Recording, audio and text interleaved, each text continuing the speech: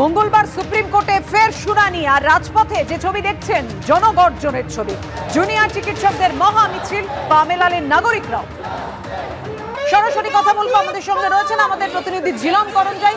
ঝিলম, তুমি স্বাস্থ্য ভবনের সামনে চিকিৎসকদের ধর্নার 6 দিন সেখানে রয়েছে, আজকে মহা মিছিল থেকে কোন প্রতিবাদের স্বর উঠে এলো?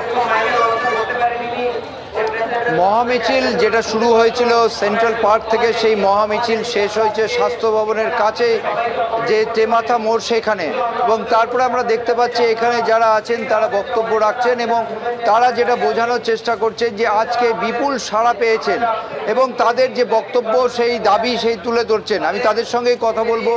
আজকে মহামিছিল হলো, বিপুল সাড়া পাওয়া গেছে যেমন আপনারা বলছিলেন, কি বুঝছেন?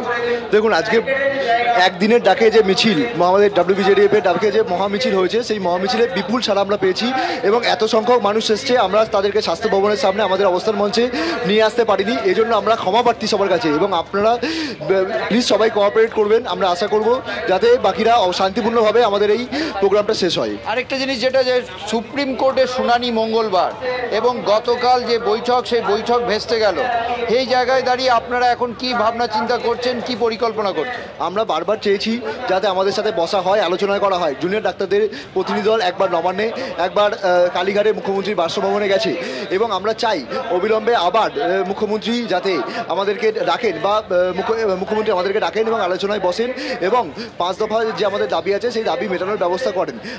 আমরা আবার সেই প্রত্যাশাই করছি যাতে আলোচনার মাধ্যমে আমাদের এই সমস্যার সমাধান হয় এবং সরকারের তরফ থেকে সদর্থক ভূমিকা থাকবে, আমরা আশা করি।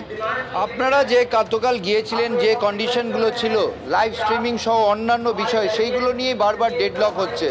তো এইবার যদি প্রস্তাব আসে, সেক্ষেত্রে আপনারা কি আলোচনা করবেন? সেই সব নিয়ে কোনো বৈঠক বা কিছু হয়েছে আপনাদের?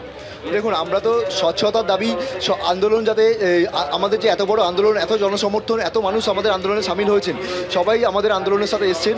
আমরা চেয়েছি বারবার আমাদের লাইভ স্ট্রিমিং যাতে হয়, যাতে স্বচ্ছতা বজায় থাকে দুই তরফ থেকেই। সরকারের পক্ষ থেকে গতদিন যেদিন আমাদের প্রতিনিধিরা গেছে কালীঘাটে, সেদিন সরকার লাইভ স্ট্রিমিং করতে দেবে না বলেছে।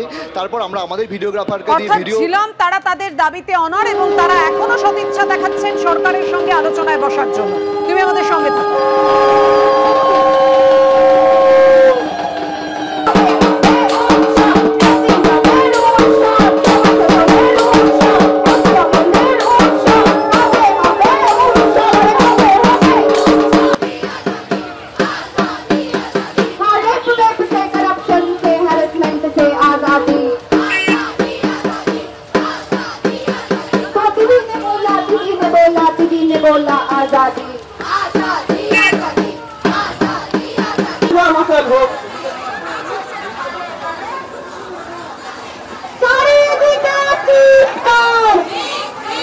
তারপর